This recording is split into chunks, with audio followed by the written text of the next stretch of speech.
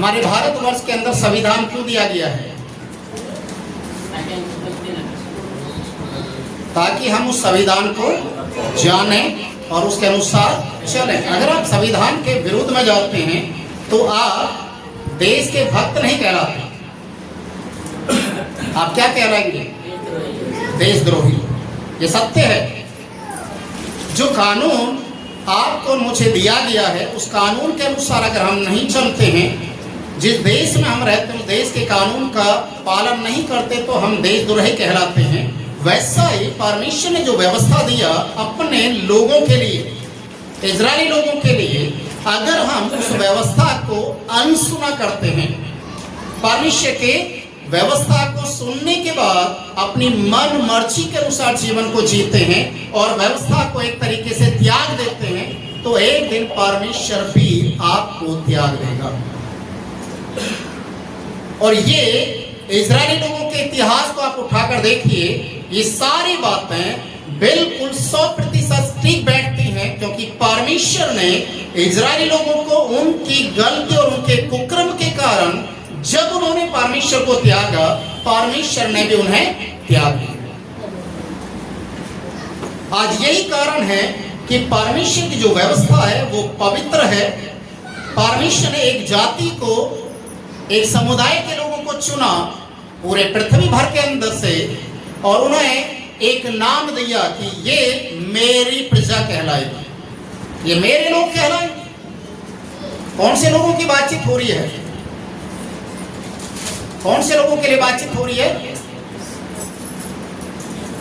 परमेश्वर कौन सी जाति के लिए, कौन से लोगों के लिए कहता है ये मेरे लोग हैं, मेरी जाति है, ये मेरी प्रजा कहलाएगी? किसके लिए है?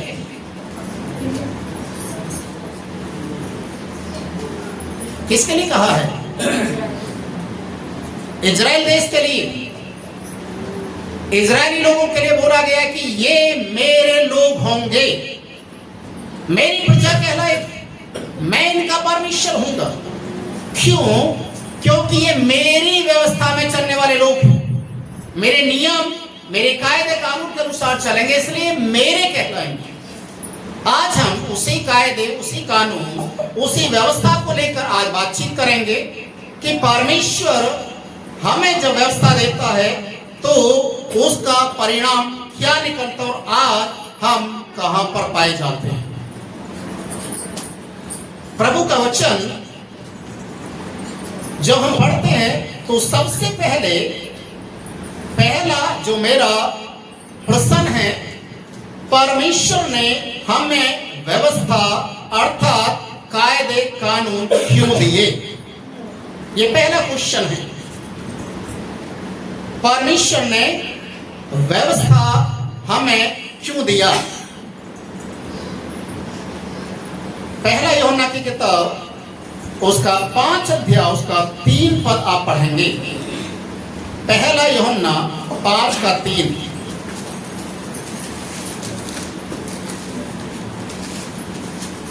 क्योंकि परमेश्वर से प्रेम रखना यह है कि हम उसकी आज्ञाओं को माने, और उसकी आज्ञाएं कठिन नहीं। ओके, परमेश्वर का वचन यहाँ पर कहता है क्योंकि परमेश्वर से प्रेम रखना यह है कि हम उसकी आज्ञाओं को माने। क्या आज परमेश्वर की आज्ञाओं का हम पालन कर रहे हैं? क्या परमेश्वर की आज्ञाओं को हम देख रहे हैं कि परमेश्वर की आज्ञा क्या है? कठिन तो नहीं है। एक बार एक व्यक्ति नामान कोढ़ी, कितने लोग जानते हैं उसके विषय में, जिसको कोढ़ की बीमारी थी, और परमेश्वर के दास के सामने आकर वो खड़ा होता और एलीशा उसको कहता है यरदन नदी में जाकर 7 बार डुबकी मार। तो गुस्से से भर गया, वो बुड़बुड़ाता हुआ चला गया और क्या कह रहा है, क्या मेरे देश में इतनी अच्छी और सुंदर नदियां नहीं है? वहां का पानी साफ सुथरा है, मुझे यरदन में डुबकी मारने की क्या जरूरत है?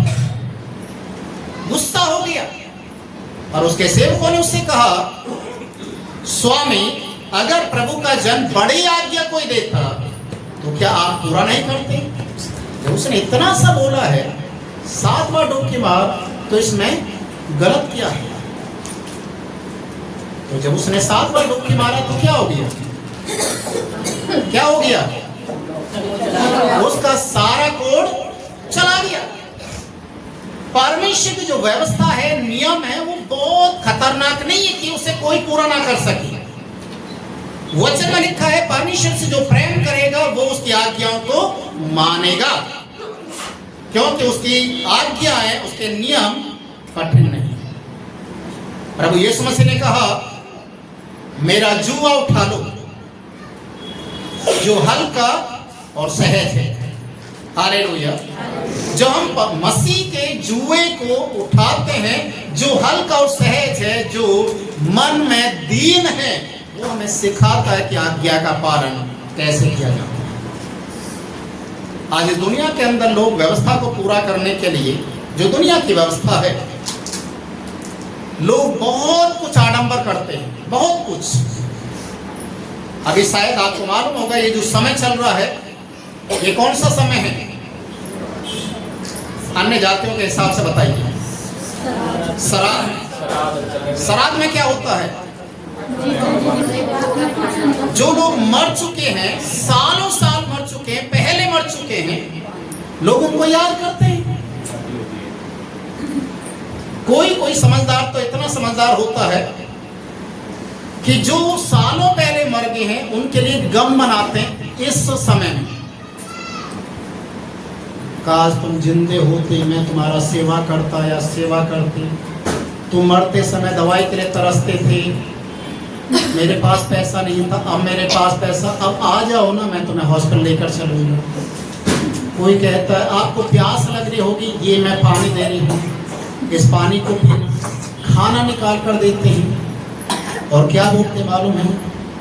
कौआ आजा, खाना खा जा, मेरे पुरखाओं को मिल जाएगा। एक सोचने वाली बात है, आपके पुरखा सारे कौआ बन गए। कौओं को याद किया जाता है, चिड़ियों को याद किया जाता है। क्या है? दुनिया की व्यवस्था को लोग पूरा कर रहे हैं, उनको समझ में नहीं आ रही कि हम क्या कर रहे हैं। मैं बीते दिनों में किसी के घर में था, कई साल पहले की बात है। बहुत सुंदर सी वो हवा करने वाली पंखी लेके आई। गर्मी में जब लाइट चली जाती है तो पंखी करते हैं। तो मैंने उनसे पूछा किसने लेके आए? बोला ये हम अपने पुरखाओं के लिए लेके आए जो मर चुके हैं, उनको गर्मी लग रही है। अरे कितना अंधविश्वास है। जो मर गए हैं, जो चले गए, उनका अस्तित्व खत्म हो गया, उनके लिए पंखी दे रहे हो, हवा करने के लिए। गर्मी ज्यादा लग रही है, तुम कौन से देखने जा रहे हो या मिलने के लिए जा रहे हो? पानी दे रहे हैं, प्यास लग रही है, खाना दे रहे हैं, भूखे हैं। साल में एक ही बार पानी पीते और एक ही बार खाना खाते हैं। हर दिन करना चाहिए ना। दुनिया की व्यवस्था को लोग ऐसे शिद्दत के साथ पूरा करते हैं जिसका न सर का पता न पैर का पता है। पर परमेश्वर का वचन कहता है कि मेरी व्यवस्था, मेरा नियम, मेरे जो कायदे कानून है, अगर उसके अनुसार तुम चलोगे तो जीवन पाओगे। हालेलुया। तुम जीवन पाओगे। भजन संहिता की किताब उसका 19 अध्याय 7 से 11 पद आप पढ़ें जरा। भजन संहिता 19 का 7 से 11। यहोवा की व्यवस्था खरी है, वह प्राण को बहा कर देती है। यहोवा के नियम विश्वास योग्य है, साधारण लोगों की बुद्धिमान ना है। यहोवा के उपदेश सिद्ध है, हृदय को आनंदित कर देते हैं। यहोवा की आज्ञा निर्मल है, वह आंखों में ज्योति ले आती है। यहोवा का भय पवित्र है, वह अनंत काल तक स्थिर रहता है। यहोवा के नियम सत्य और पूरी रीति से धर्ममय है। वे तो सोने और बहुत कुंदन से भी बढ़कर मनोहर है। वे मधु से और टपकने वाले सत्य से भी बढ़कर मधुर हैं। उन्हीं से तेरा दास चिताया जाता है। उसके पालन करने से बड़ा ही प्रतिफल मिलता है। अगर आप यहाँ पर परमेश्वर की व्यवस्था को आप देख रहे हैं, इस वचन को आप बार बार पढ़िए, एक बार नहीं, 2 बार नहीं, 10 बार पढ़िए, आपको मालूम चलेगा परमेश्वर ने जो व्यवस्था दी है उस व्यवस्था का पालन करने से हमारे लिए क्या फायदा है। पहला यहाँ पर लिखा है परमेश्वर की व्यवस्था कैसी है? कैसी है? सारे लोग बोले कैसी है? खरी। और दूसरा, प्राण को क्या करती है? बहाल कर देती है। मतलब आपके प्राणों के अंदर एक नई जागृति को लेकर आती है, आपके अंदर एक नया जोश भर देती है। और यहोवा का नियम विश्वास योग्य है। क्या है? विश्वास योग्य है। और साधारण लोग इसके द्वारा क्या करते हैं? क्या होते हैं? परमेश्वर ने जगत के मूर्खों को क्यों चुना है? बुद्धिमान होने के लिए। आपको यहाँ पर परमेश्वर चुनकर अपने भवन में क्यों बैठाया है? क्योंकि आप बुद्धिमान हैं। मूर्ख लोग तो वो जो संडे के दिन ड्यूटी करने के लिए जाते हैं। मूर्ख लोग हैं जो संसार में खोए हुए हैं, संडे के दिन जो आराधना के दिन है उस दिन को दुनिया की चीजों में बिताते हैं। इसलिए तो परमेश्वर आपको चुना है। साधारण लोग बुद्धि पाते हैं और वो ऐसे बुद्धिमान हो जाते हैं कि जो बुद्धिमान अपने आप को कहते हैं वो क्या हो जाए? मूर्ख बन जाएं। और यहोवा के उपदेश सिद्ध का मतलब जानते हैं? परिपूर्ण, जिनमें कोई छल कपट नहीं है। हालेलुया।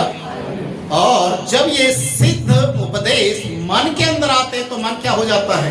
आनंदित हो जाता है। क्या हो जाता है? आप कितने लोग आनंदित हैं यहाँ पर? Very good. चर्च में आने से जो आनंदित होते हैं, समझ लीजिए वो परमेश्वर के वचन के अनुसार चल रहे हैं। जो चर्च में आने के बाद भी चेहरे को ऐसा बना के रखते हैं जैसे गोलगप्पा मुंह के अंदर हो, तो वो आनंदित नहीं है। बार बार कुछ ना कुछ ऐसे बोलते रहेंगे घर वालों को, बच्चे ज्यादातर करते चन चन चन। तो इसका मतलब वो किस लिए बैठे हुए हैं? सिर्फ फॉर्मेलिटी को। हालेलुया। आगे परमेश्वर के वचन में, आगे वचन में क्या लिखा हुआ है? यहोवा की आज्ञा निर्मल है। हाँ, यहोवा की आज्ञा क्या है? निर्मल, पवित्र है, पाक है, उसमें कोई दोष नहीं है और वह अनंत काल तक स्थिर रहती है। यहोवा के नियम सत्य और पूरी रीति से धर्म में है। हालेलुया। कौन पढ़ता है परमेश्वर के वचन? जब बोला जाता है डेली बाइबल कौन पढ़ता है, कितने समझदार लोग होते हैं ऐसे धीरे धीरे हाथ उठाते। क्यों पता है? वो पहले देखते इधर उधर देखते कौन उठा है, ऐसे करते रहते, कांपते कांपते उठते हैं।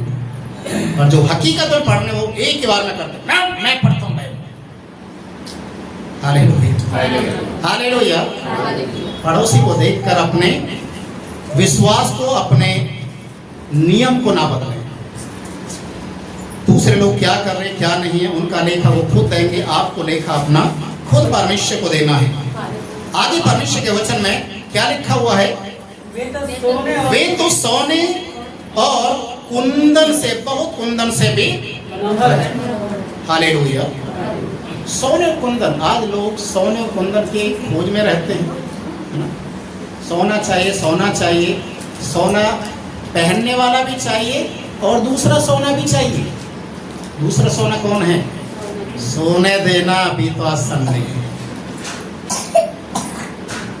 चाय दे दे तब उठेंगे बिस्तर से, चाय भी बनकर रख दिया ठंडी हो गया, पिएंगे नहीं। नींद, जिसे बोलते सोना, है ना? मैंने बीते दिनों में किसी से ऐसा पूछा, आप चर्च में आकर क्यों सोते हो? हर संडे आप सो जाते हैं। तो इतने समझदार लोग हैं जो बाइबल पढ़ते हैं, इतने ईमानदार भी होते हैं। वो मुझे बाइबल का वचन खोल कर दिखा दिया, भजन संहिता 127 अध्याय। परमेश्वर अपने लोगों को यूं ही नींद देता है, यूं ही नींद देता है। कि परमेश्वर अगर चर्च में बैठने वालों को यूं ही नींद देता है तो परमेश्वर की ओर से नहीं है, वो शैतान की ओर से है। हालेलुया। तो इसीलिए परमेश्वर का वचन क्या कहता है यहाँ पर, जो सोने से और कुंदन से भी बढ़कर मनोहर हैं, वे मधु से भी और टपकने वाले छत्ते से भी मधुर हैं। Hallelujah, hallelujah. प्रभु के वचन में लिखा है कई लोगों के विषय में, यशायाह के लिए, यिर्मयाह के लिए परमेश्वर ने बोला, यहेजकेल को भी बोला, अपने मुख को खोल, मैं अपनी व्यवस्था तेरे मुंह के अंदर डालूंगा, जो कड़वी तो लगेगी पर जब तेरे अंदर चली जाएगी तो मधु से भी मीठा तेरा मुंह हो जाएगा। Hallelujah, hallelujah. परमेश्वर का वचन सुनने में कड़वा है, पर जब आप चलना शुरू करेंगे तो आपका जीवन मिठास से भर जाएगा। हालेलुया। आगे परमेश्वर के वचन में लिखा है, वे तो 11 पद में लिखा हुआ है, उन्हीं से तेरा दास चिताया जाता, मतलब चेतावनी पाता है, उनके पालन करने से बड़ा प्रतिफल मिलता है, बड़ा प्रतिफल। आज इजरायली लोगों को पूरे दुनिया के अंदर सबसे बुद्धिमान क्यों बोला जाता है? कितने लोग जानते हैं इजराइल देश की काफी लंबे समय से लड़ाई चल रही है ना? इजराइल जो देश है वो अकेला है, देखिए, और चारों तरफ से बहुत सारे ऐसे देशों से घिरा हुआ जो सबके साथ उससे युद्ध कर रहे हैं, और वो हार नहीं मान रहा। क्यों? क्योंकि वचन के अनुसार चलने वाले लोग जब परमेश्वर के वचन के अनुसार चलते हैं तो स्वयं परमेश्वर उनकी रक्षा करता है। हालेलुया। परमेश्वर की व्यवस्था सुनने से और उसका पालन करने से देखिए कितने प्रकार के आशीष हैं आपको मिलना शुरू हो जाते हैं। इजरायली लोगों के लिए एक विशेष एक चेतावनी दिया गया था। व्यवस्था विवरण उसका 6 अध्याय आप निकालें, व्यवस्था विवरण उसका 6 अध्याय 6 और 7 पद आप पढ़ें।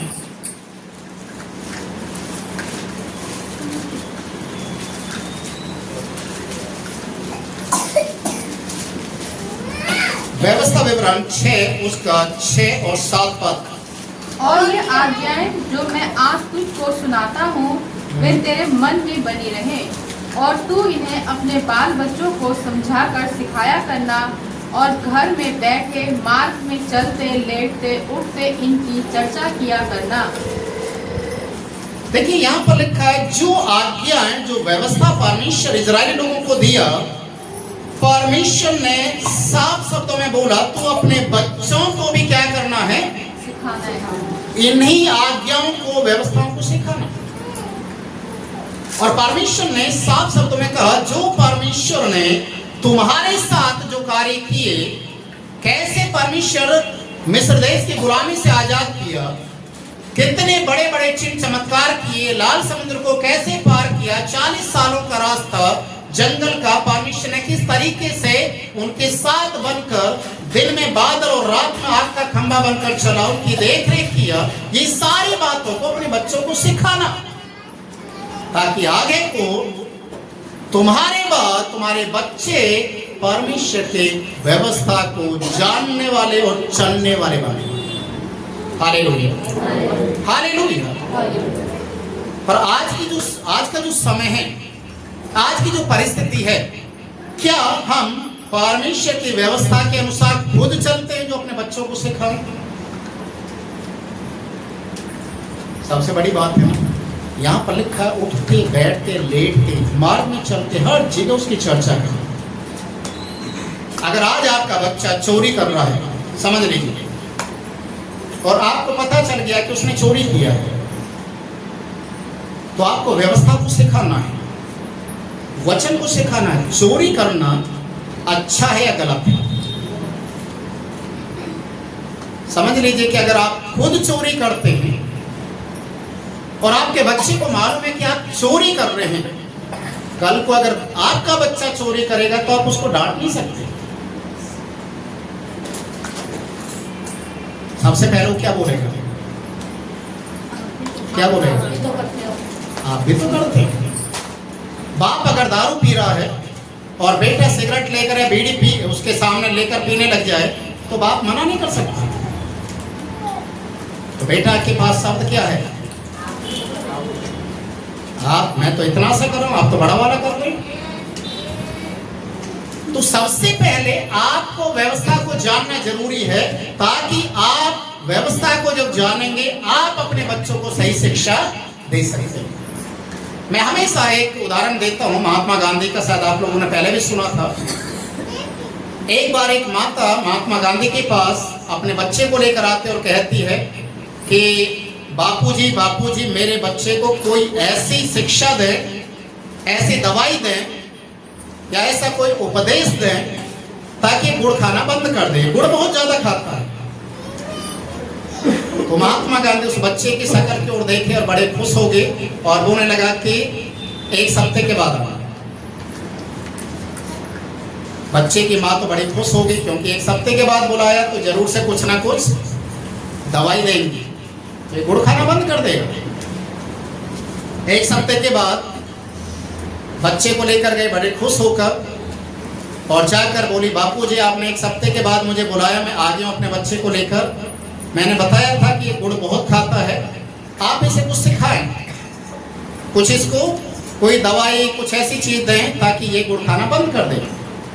महात्मा गांधी ने अपने हाथ को उस बच्चे के सर के ऊपर रखा और बड़े प्यार से सहलाते हुए कहा, बेटा गुड़ खाना बंद कर दो, गुड़ खाना बंद कर दो। मम्मी को अंदर अंदर गुस्सा आने लगा कि जब इतना सही शब्द बोलना था तो एक हफ्ते का टाइम क्यों लिया? मम्मी आखिरकार तो मम्मी होती है, वो तो अंदर तो छिपा के नहीं रखती कोई बात। उसने बोल दिया कि बापूजी आपको इतना सा ही बोलना था तो एक हफ्ते का टाइम क्यों लिया? एक हफ्ते पहले भी तो बोल सकते थे। तो महात्मा गांधी ने बोला, जब आप आए अपने बच्चे की शिकायत लेकर आए थे तो उस समय तो मैं भी तो गुड़ खाता था, मुझे पहले गुड़ छोड़ना पड़ा खाना, तभी तो शिक्षा दे रहा हूं। तो सबसे पहले आपको खुद बदलना पड़ेगा, तब आप अपने बच्चों के लिए एक परिवर्तन की ओर उनको लेकर जा सकते, उन्हें सिखा सकते हैं। हालेलुया। परमेश्वर के वचन में आगे मत्ती रचित सुसमाचार 22 अध्याय को निकालें, उसका 36 पद से 40 पद के बीच में इसी व्यवस्था को दो वचनों के अंदर पूरी व्यवस्था को तोड़कर रख दिया और यीशु मसीह ने उस व्यवस्था को इस तरीके से लोगों के बीच में रखा। मत्ती उसका 22 अध्याय 36 से 40 पद, कोई भी एक जन पढ़े। हे गुरु, व्यवस्था में कौन सी आज्ञा बड़ी है? उसने उससे कहा, तू परमेश्वर अपने प्रभु से अपने सारे मन और अपने सारे प्राण और अपनी सारी बुद्धि के साथ प्रेम रख। बड़ी और मुख्य आज्ञा तो यही है, और उसी के समान ये दूसरी भी है कि तू अपने पड़ोसी से अपने समान प्रेम रख। ये ही दो आज्ञाएं सारी व्यवस्था और भविष्यवक्ताओं का आधार है। एक व्यवस्था पर एक व्यक्ति यीशु के पास आकर बोल रहा है कि प्रभु हमें ऐसी आज्ञा बताएं, ऐसी व्यवस्था दें जिसको पूरा करने से हम आपकी धार्मिकता को पूरा कर सकें। तो यीशु मसीह ने बड़े खूबसूरती से उससे बातचीत किया और कहा, सारी व्यवस्था, सारे नियम और कानून जो परमेश्वर ने इजराइल लोगों के लिए तैयार किए हैं वो दो बातों में आकर सिमट जाते हैं। पहली क्या है? तू अपने प्रभु परमेश्वर से अपने सारे प्राण और सारी बुद्धि के साथ प्रेम। तू अपने प्रभु परमेश्वर से अपने सारे बुद्धि, ज्ञान, शक्ति, सामर्थ, तन, मन, धन से प्रभु से प्रेम। और जो प्रभु से प्रेम करते हैं, प्रेम करने का मतलब होता है सीधा सीधा आज्ञाओं का पालन। इसके साथ दूसरी आज्ञा है, वो कौन सी है?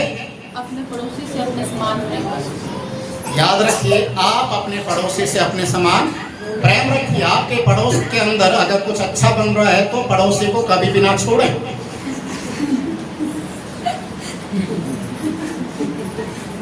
अगर आप अच्छा बना रहे तो अपने पड़ोसी को जरूर से खिलाएं, और पड़ोसी भी अच्छा बनाए तो अपने पड़ोसी को वो भी खिलाए।